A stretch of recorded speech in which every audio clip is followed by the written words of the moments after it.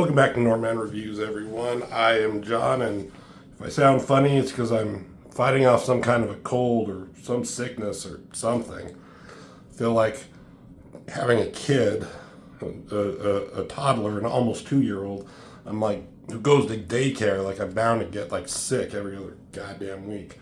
But here we are. We're back to it, and we're looking at Bliss, number 4, my independent comic that I've been showcasing these past few weeks. Started with issue 1, obviously. Now we're up to issue number 4. And here we go. Bliss in Death's Grip. This is the first comic that I had the cover colored by someone other than my friend Jesse, who did the last 3 covers. This is Nestor Radula, who did the colors on here. I met him, or I knew of him through my brother Rob. He's done some coloring for him. So he was nice enough to do this for me for a nice price. And what the fuck? I got something on the comic here. It's like wet or something. Good thing I have a bunch of copies of these. You can see it's wet right there. Oh well. Something on this table? Whatever. So I really like this cover. I think it's one of my favorite out of all the ones I've done. The colors look really good. Like I gave him an idea of what I wanted. I was going for a vibe from that X-Men cover done by Mark Silvestri with Wolverine crucified on that X. I don't know what number that is. One of the coolest covers, and I want to invoke that same kind of feeling, especially with like the skulls. And I like these dangling skeletons in the back. She's my wife pointed out, like, she looks like she's sexy here, you know, when she's supposed to be in distress and stuff. I'm like, yeah, that's true, but like, I was also trying to explain to her, like, sometimes like just the attention grabbing image could be a better seller. I mean, if I were a better artist, maybe I could pull off like her looking all in distress and hurt and in danger, and that maybe that'd be better. I don't know, but I like how this came out. Everything's good about it. So we'll do a quick recap from here in case you didn't miss the last 3 videos that I did. If you don't know who Bliss is, with no memory of her past and gifted with incredible strength and fighting abilities, a young woman fights for survival in a world with strange mystery. She is Bliss. Yes, she is. Previously in Bliss, like previously on X-Men, after several encounters with a maniacal cult who was intent on killing her, Bliss spoke to an incarcerated vigilante named Kyle Sills. That's him right here. He told her of their dark intent and of their mysterious leader, the Dragon Reaper, who is, in this issue, he showed up in flashbacks, and he was mentioned in some of the previous issues. Soon after, Bliss, along with Angelica and Dwayne, a couple of friends she's been hanging out with and knowing, because she doesn't have any memory, they were attacked by a mercenary group called the Gladiator 6. That was the end, very last shot of the last issue, issue number 3. After a fierce battle, the Gladiator 6 was able to overcome Bliss, leaving her and Dwayne to die in a terrible fire while they made off with Angelica, who was their target all along. So I made it seem like people, like the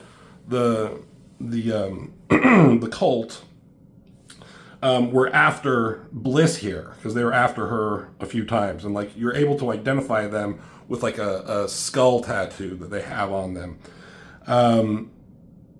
And when these guys confronted Bliss, again, she assumed they were after her, but they wanted her friend Angelica here. So the very last thing that you see of them was, or of Bliss, was her unconscious, left alone to die in a burning building. Pardon me. So we're going to start off at this page. You're like, wait, wait a minute, what's going on? You just said she was in a burning building. How did she get the fuck out of there? Well, I'll tell you. As with every issue I've done with Bliss so far, I've started every first page as a splash page, and I put a quote that has the word Bliss in it that kind of has something to relate with the story. And so it says here, what is heard has to be pondered over. What is pondered over has to be put into practice. It is only when all are accomplished that the realization of bliss can be attained. So she's sitting here looking off into the distance. There's all these trees, so she's out in the woods or the mountains somewhere, and there's this castle/church thing in the distance, and she's looking at it. I was trying to invoke images of scenes from the Nintendo, the old school Nintendo game Ninja Gaiden. I did a few things paying homage to that game throughout my other comics, but in that video game, there'd be cut scenes of Ryu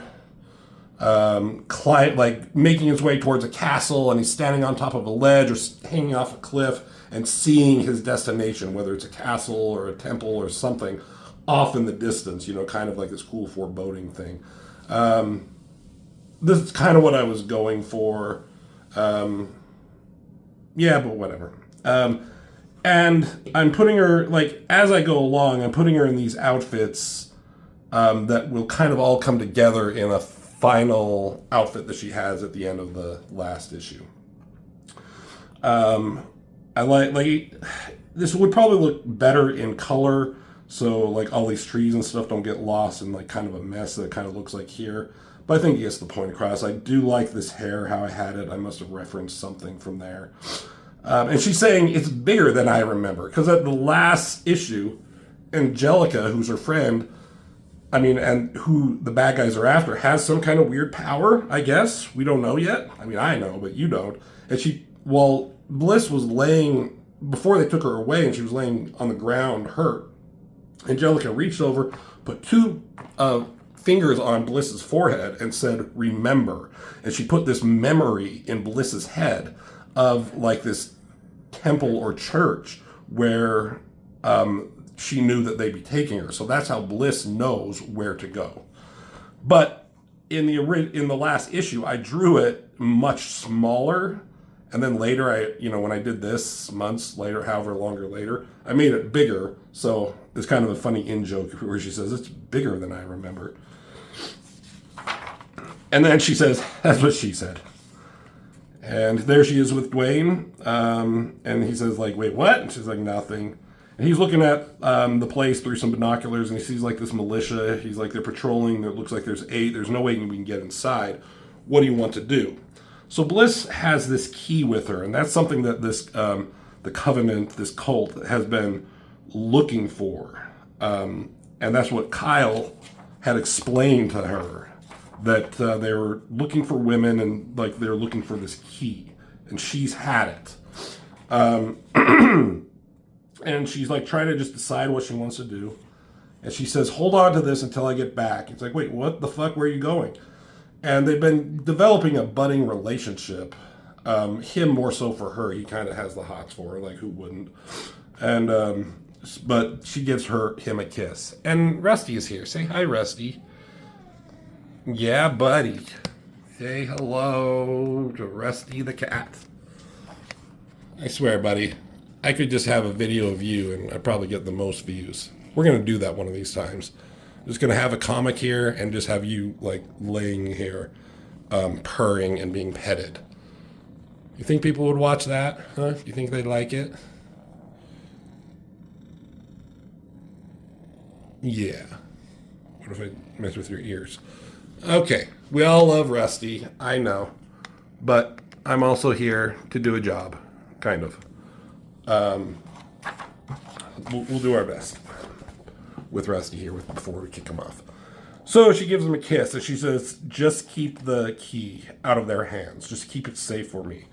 She says, "Angelica is in there somewhere and I have to get her out." Right?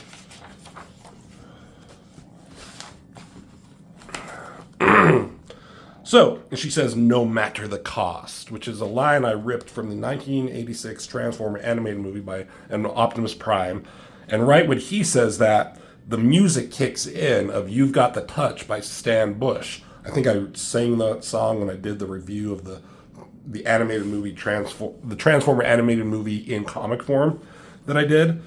But, as you all know, may or may not know, in all the comics I've done of Bliss, I've tried to put a song in there in some way to incorporate music in a silent medium like this.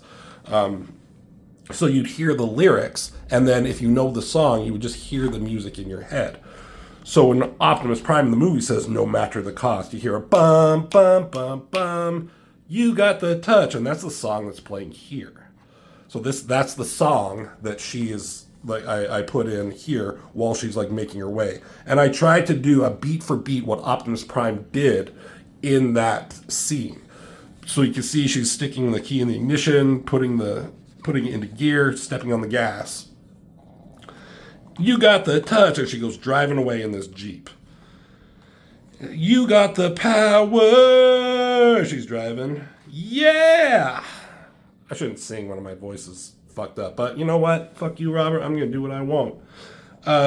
In the cartoon, in the movie, Optimus Prime, he came barreling towards a Decepticon. They turned around and looked at him just coming straight on. He saw his reflection in the grill of Optimus, but I couldn't do that. Rusty, you got to move now, buddy. I got to look at the other page. And he barrels into him. Boom.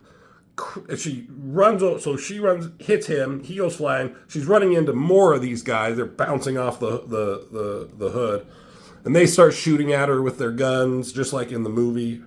And here, I had one of them throw a grenade, and it says, after all is said and done, you never walk, you never run, you're a winner. So the explosion makes the Jeep go, like, flying upwards, crashing around, and she goes jumping. In the movie, Optimus Prime just transformed. There was this cool, awesome explosion as he leapt into the air. And like Optimus, she's flying through the air, shooting guys down on the ground, a top bird's eye view looking down as she's shooting, and she lands hard. Dropping that gun, you've got the moves, the streets. Rusty, he was like pushing on my hand down here, like wanting the love and attention. Break the rules, take the heat, you're nobody's fool. So she's shooting. I kind of like that, where she drops that, and then like she has the other one holstered on her somewhere. You can kind of, Rusty, you can kind of see it there. But she like pulls it out really quick and starts shooting these guys. Where'd they get these guns? I don't know. It doesn't matter. She's not like a gun-toting character, but, they were able to get some. They needed some help. So she goes walking in, throwing away that gun and pulling something off her back, which she has strapped to her here. Then we go into a flashback, right, Rusty? Where it says hours ago. And you can tell it's a flashback because I stole this from Scott Pilgrim, where I'm doing reviews of that series. And in that series, whenever they did a flashback or a dream, they did the borders in black as to signify that it was that, so you didn't get confused. So now we're here in a flashback. So we're back at the point where she was left for dead in the burning building, right? So she's unconscious. Dwayne is yelling for her to wake up. He's still there, but he's like tied up. His hands are tied up. He can't really, so he's yelling at her to wake up, get the fuck out. But she's not coming to, so he has to take it upon himself. He's putting his hands down at the flames, if you can see there, burning the ropes away. But that heat, that fire so close to his skin, it's fucking gonna hurt, right? So he's pushing through the pain, and he's finally able to break free. And he picks her up as like the building is coming down, the flames are getting worse, and he runs out like just before like the flames erupt even more, So he good job, Dwayne, you saved her. So there they are, catching their breath, coughing, and she's like, where's Angelica? And he's like, I don't know, they took her somewhere. So she says, take me back to the apartment. And he's like, wait, what? But hold on. And she's like, now, in the last issue, before like they fought the Gladiator 6, Angelica was saying, like, I got something for you at home, something that you lost that you'll need. She doesn't know what, but Bliss is thinking maybe it's something that will be useful here. So as the fire engine and the trucks, this perspective is all weird and wonky, but fucking sue me. they're driving away. So they're back at their apartment. Dwayne's like patching himself up because his wrist probably hurt. So he's talking to her where she's in the next room. She's looking for whatever. She doesn't even know what it is. And she's like, I'll know it when I find it. As he's patching himself up. I try to make like give a cool sexy shot of him. Like if I'm drawing sexy women, draw some sexy guys in there. I kind of like this where she's just like throwing clothes out of the closet there, just like grabbing anything and throwing it so she can find this thing. She looks under the bed, sees a chest, and she's like, okay, here. And they're like, what is it? And she says, it's something I thought I lost. And then it goes back to present time. And that's the sword that she had, okay, Rusty, in the very first issue when she was attacked by cops. But she panicked in that moment after she like killed a cop. It was a fake evil cop.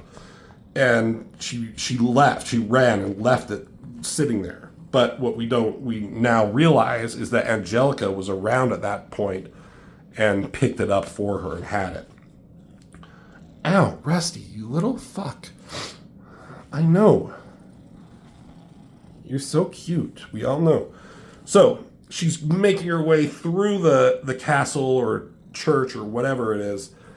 Takes out these two guys. If anybody watched the show Ninja Scroll, I love that old anime movie. It's from the 90s. And he did this thing where he jumped down, slash at one, and then took out the other really quick. I tried to do that there. It is what it is. So here she is just like taking out these guys like silently and methodically, you know. She's a badass. She doesn't even know she can do some of these things, but she's just kind of acting on instinct. And there she is peeking around a corner, and there's a whole mess of them, and she has this look in her eyes, and she has this weapon. She's like, this ain't gonna stop me, you know.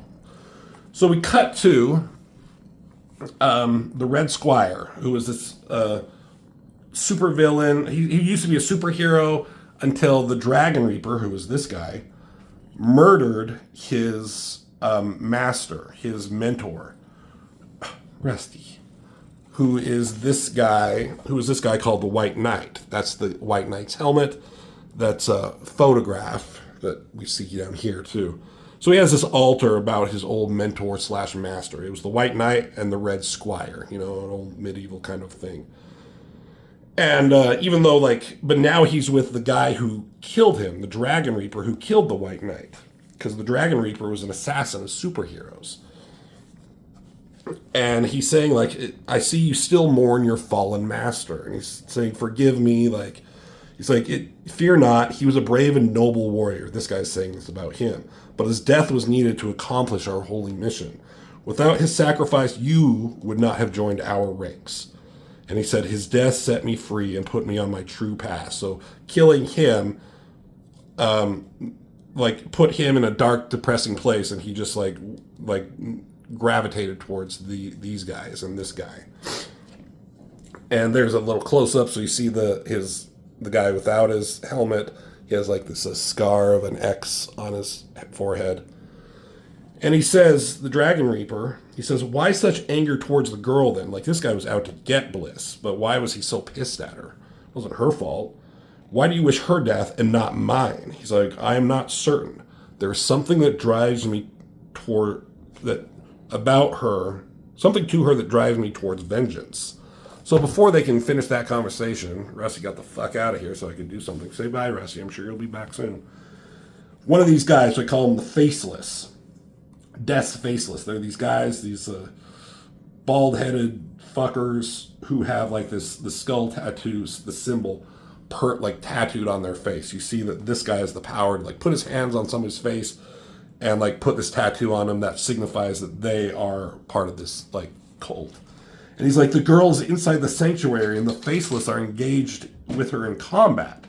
He's like, how many of the Faceless are fighting her? And he's saying all of them, the whole, and there's an army, I don't know, maybe 100, couple hundred. I don't even know. I never counted. But it's a fucking lot, because here's the next page.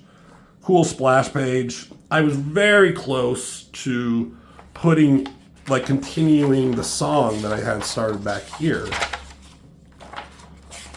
you know, and put some lyrics here. But I thought it was like just like it was too far ahead. Like you go through a flashback and then you pick it back up, and I don't know.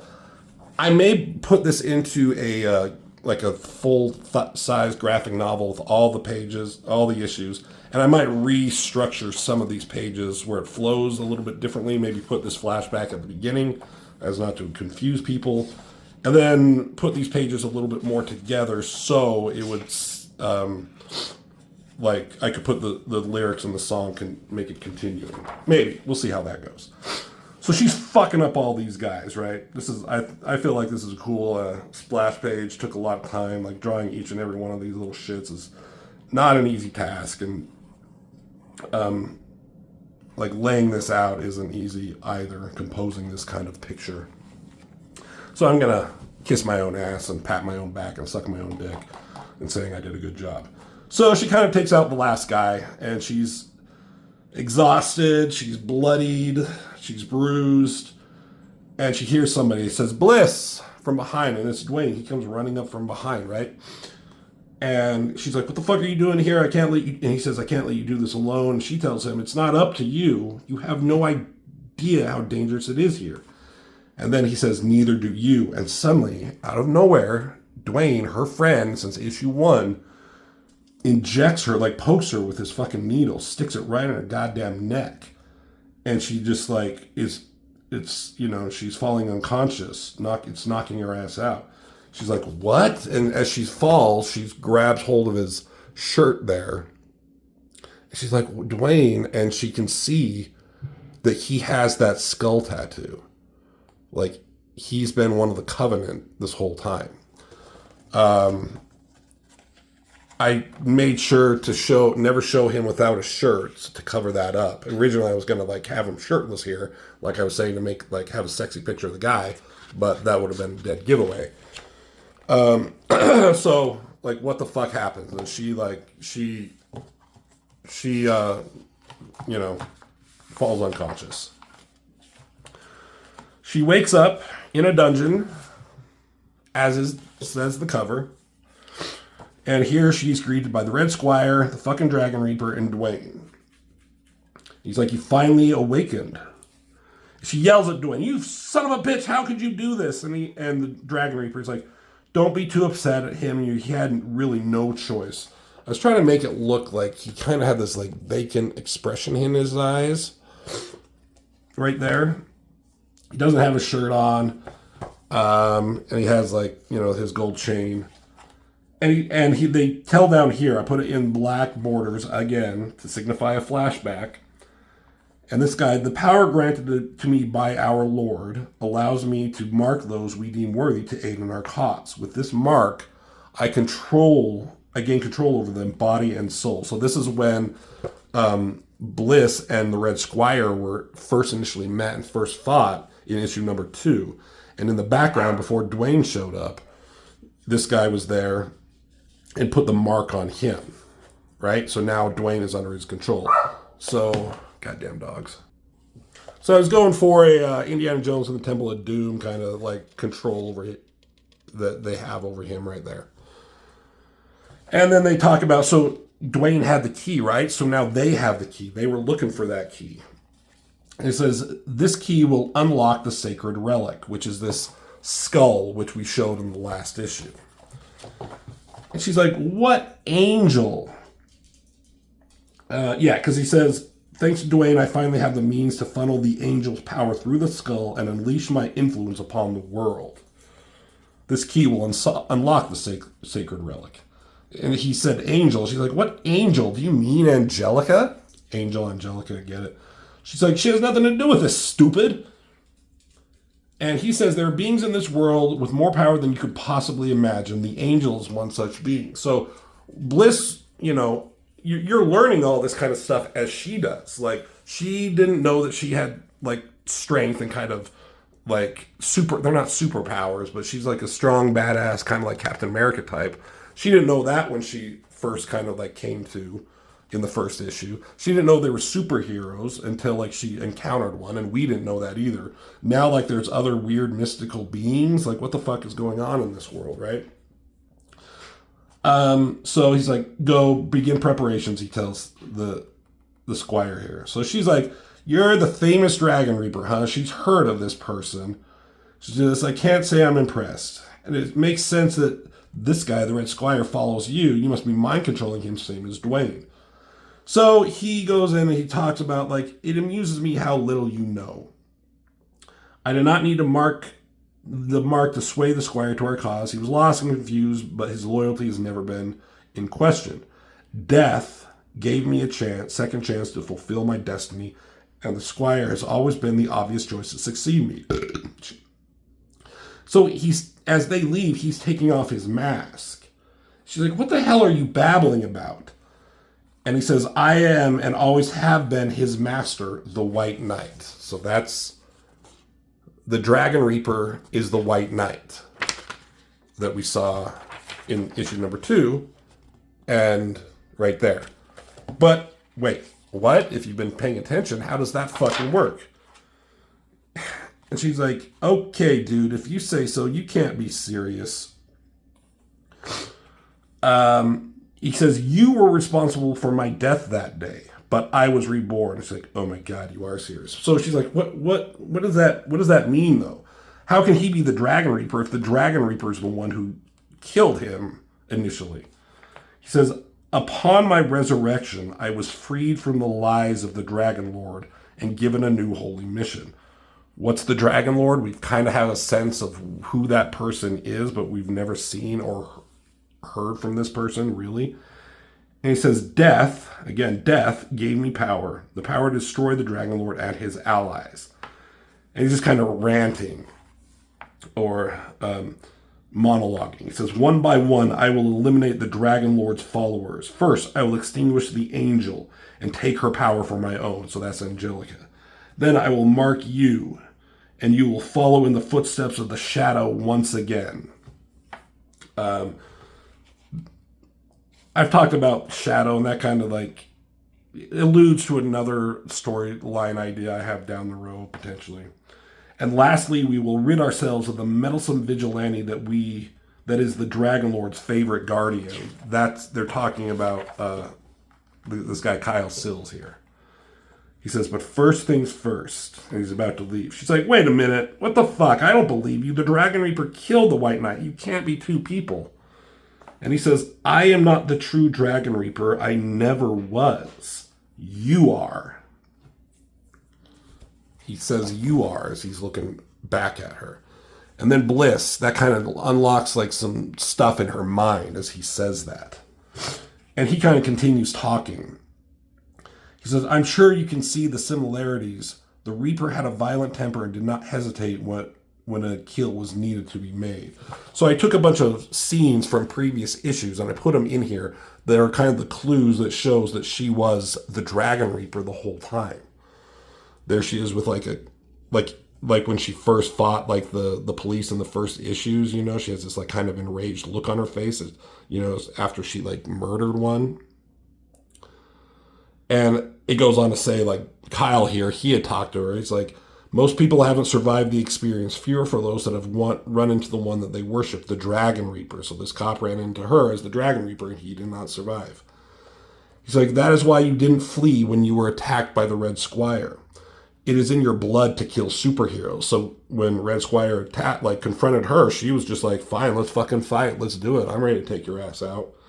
And there's the scene of when she was dressed as the Dragon Reaper all those years ago, taking out the White Knight. And it says here, there's Angelica, the angel knew of your raw potential. She must have suggested to you that you were more than what you seem to be. And this was taken in the last issue, where she was trying to convince Bliss maybe she should be a superhero. And she's like, look at the Dragon Reaper. He used stealth, stuck to the shadows, and attacked from the darkness. Don't you think you could do that easily? So that's something that she knew she could do because she's done it before. And then they go on to say there's like just a shot from earlier in the book. Even your attack on our sanctuary tonight proves that you have the skill and viciousness that only someone like the Reaper could possess. So not anybody could just attack this sanctuary of theirs. And then he talks about like suddenly you had went into exile and no one knows why. So she disappeared. Like the Dragon Reaper just disappeared. I was commanded to pick up the mantle and rally the covenant around your name. So without going into more details, it's kind of alluded that there's another force out there.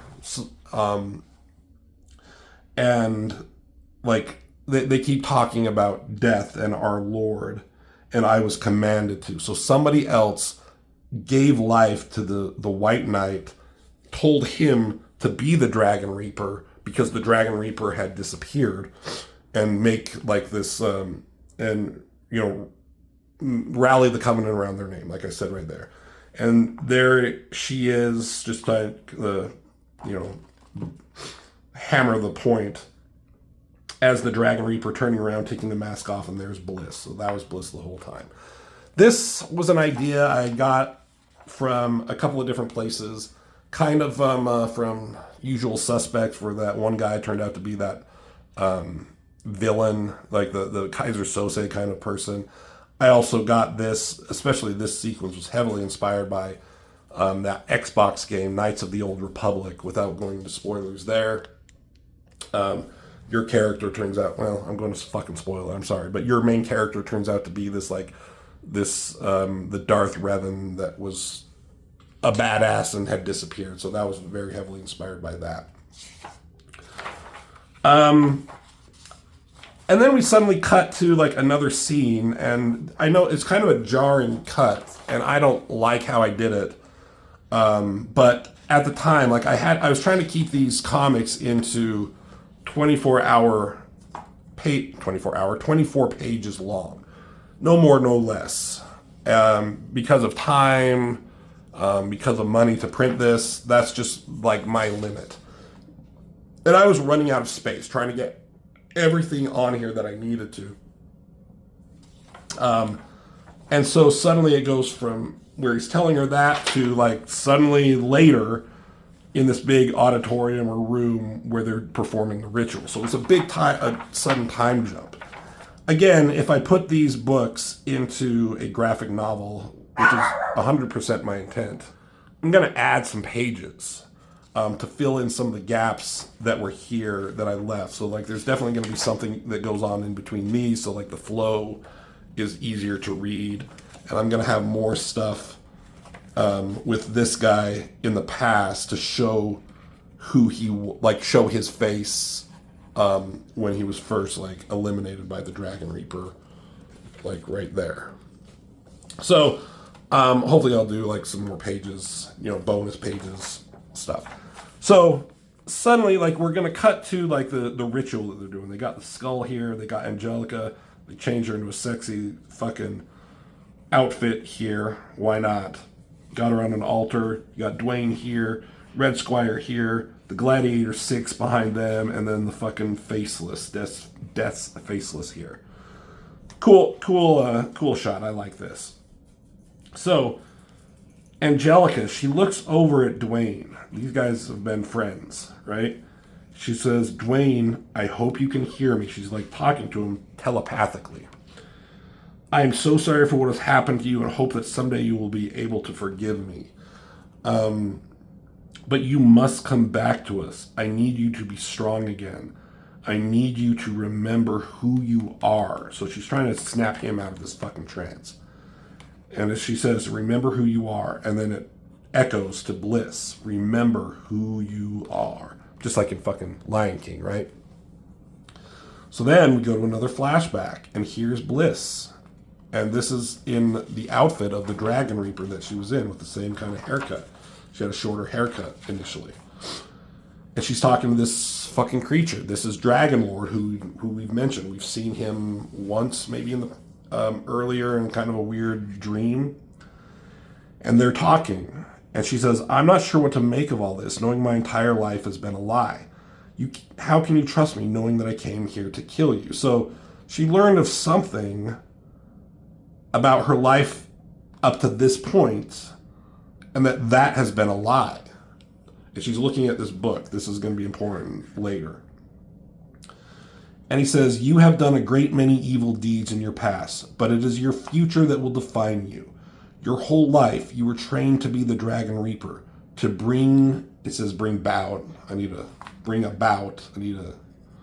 correct that, destruction and ruin.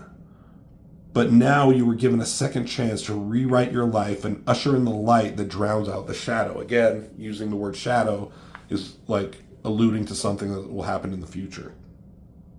As it was written in the Dragonstrike Chronicles. So that's kind of a thing. And then she says here to him, I don't want to remember anything.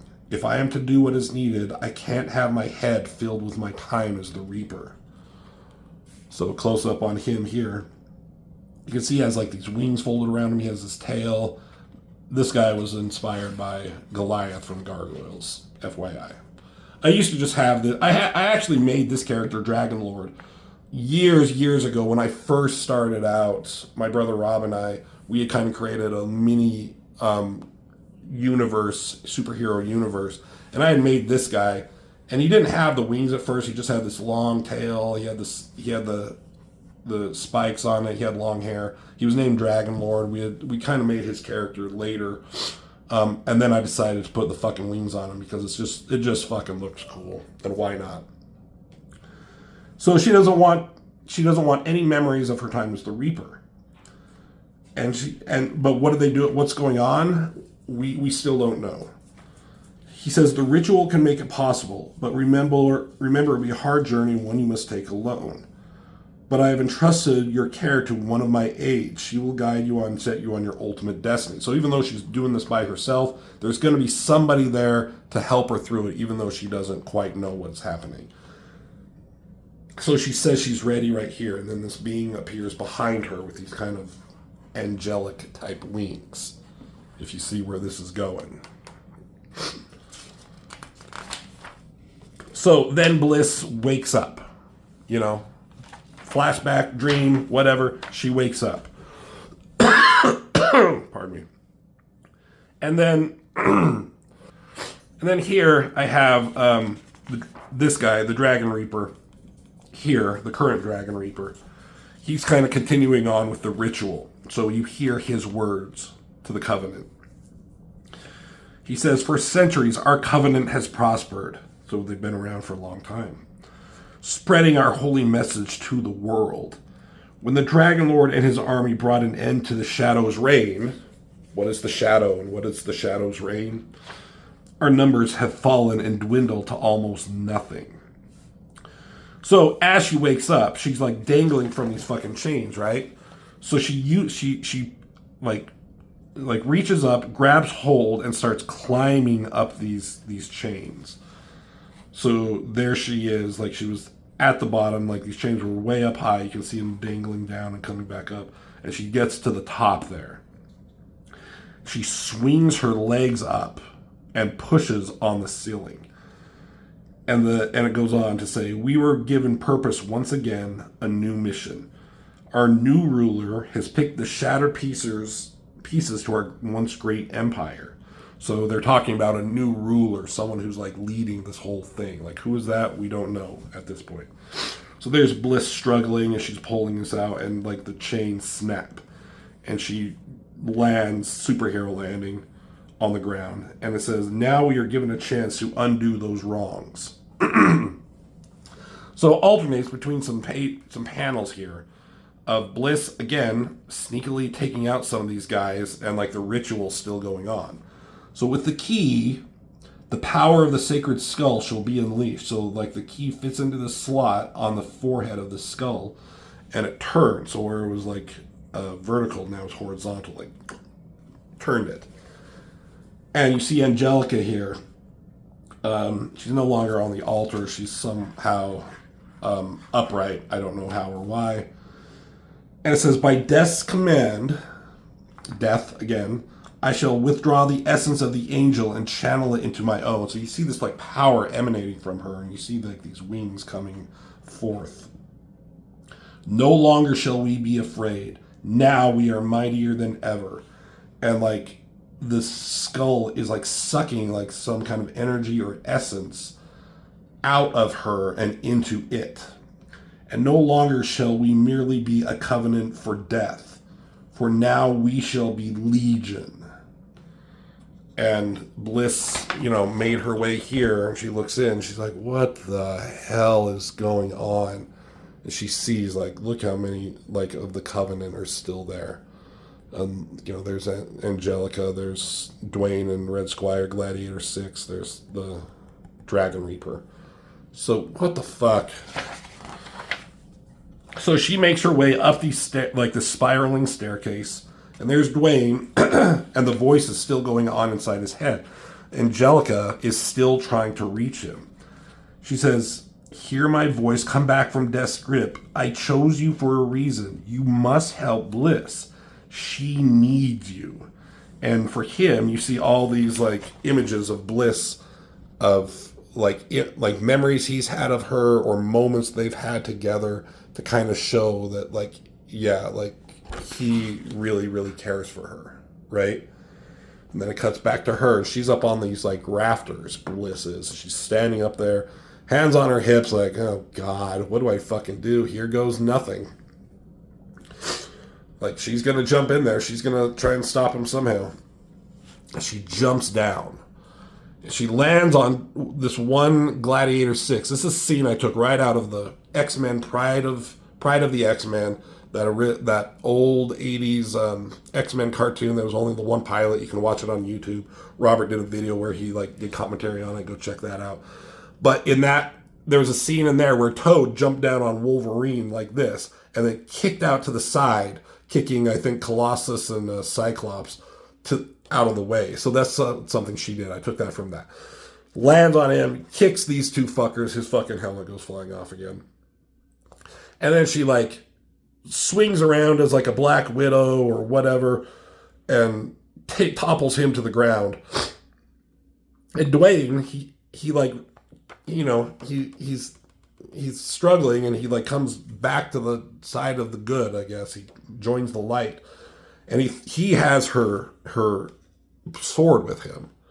And he throws it to her. Remember, the sword, like, blade extends like a lightsaber. And he throws it to Bliss, and I was invoking Return of the Jedi when R2 shot the lightsaber up to Luke, and he caught it, and, extends the blade. And then the final page. So you got Angelica here. They moved her up to this thing. I didn't put a lot of details how she's being held up there. Whatever. And he's got this fucking skull relic that is just pulsating with power. He's like, you are too late, girl. The ritual is complete. The power of the angel is now mine, and there is nothing you can do to stop me. And she says, then let's finish it, asshole. So, cool hero shot. Damsel in distress. Villain. All cool stuff. I think this is fucking fun.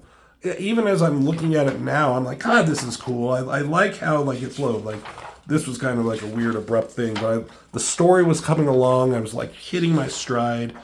I felt like everything was just flowing thematically exactly how I wanted to. And it says, to be concluded for real this time. The last issue, number 3, I thought number 4 was going to be the last issue.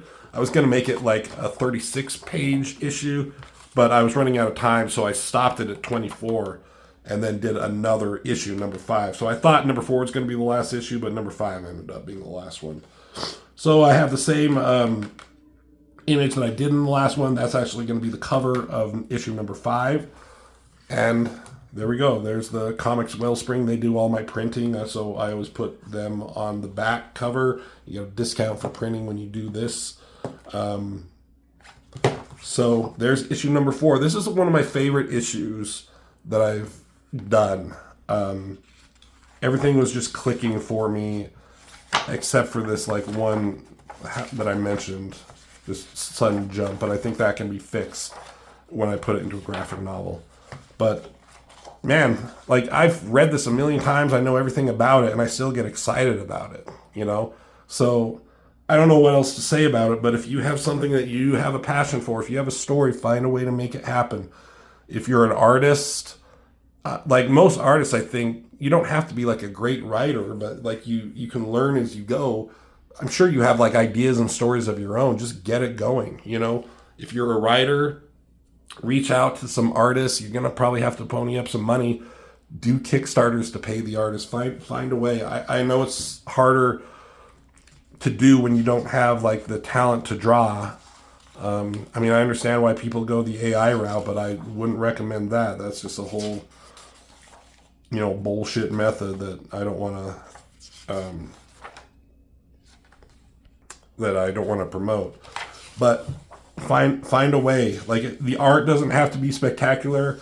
I like my art. There's a bunch of stuff in here that I really like, and I'm happy with how it came out. Is this like Marvel or DC worthy? No, probably not. You know, all art is subjective. I think I really enjoy my art. I mean, I do a lot of like referencing. There's times I wish I could draw out of my head a little bit better. When I nail some things that I do out of my head, like these, I'm pretty sure I did out of my head. These I did, this I did, got referenced there. It's just all fun. I'm pretty sure, yeah. I did all this out of my head. This, it's just all good stuff. So anyways, I'm just like, again, sucking my own dick because I think it's cool. So thank you for watching. This is a 46 minute. Yeah, I can ramble on about my own shit. So if you've gotten it to this point in the video, thank you so much. Again, everyone who supports me and likes and follows me, give this video a like, share it if you can. All that stuff will be very helpful. And we'll get to the next issue real soon. So thank you, and as always, I will see you in the next video.